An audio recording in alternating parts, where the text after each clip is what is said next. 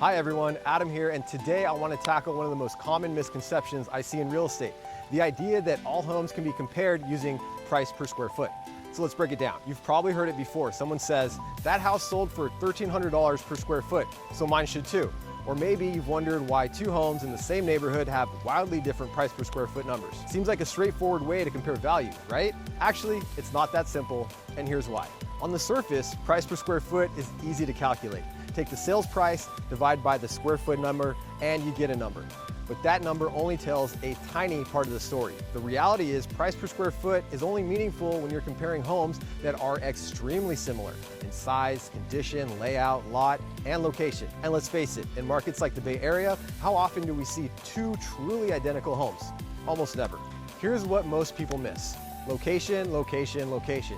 Even within the same city, neighborhood, or street, location can dramatically affect value.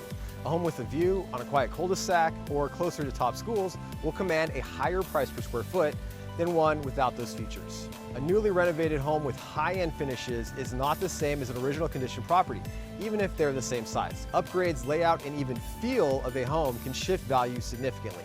Sometimes the land is worth more than the house itself, especially in premium areas. A small cottage on a prime lot might have a much higher price per square foot than a larger home on a less desirable lot. Here's a big one. Larger homes almost always sell for less per square foot than smaller homes. Why is that? Because the most valuable spaces, kitchen, bathroom, living area, don't multiply by the same rate as bedrooms and bonus rooms. And the bigger the house, the less the buyers are willing to pay for each additional square foot. Pools, landscaping, views, and even the home's floor plan can all impact value. So you can't boil that down to a simple number.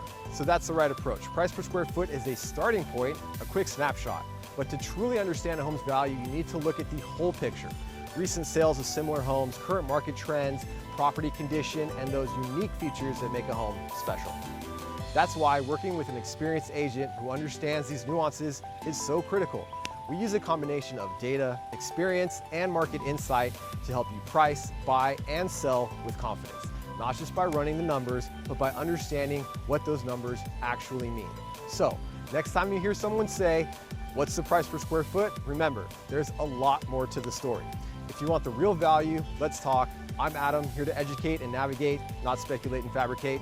See you next time.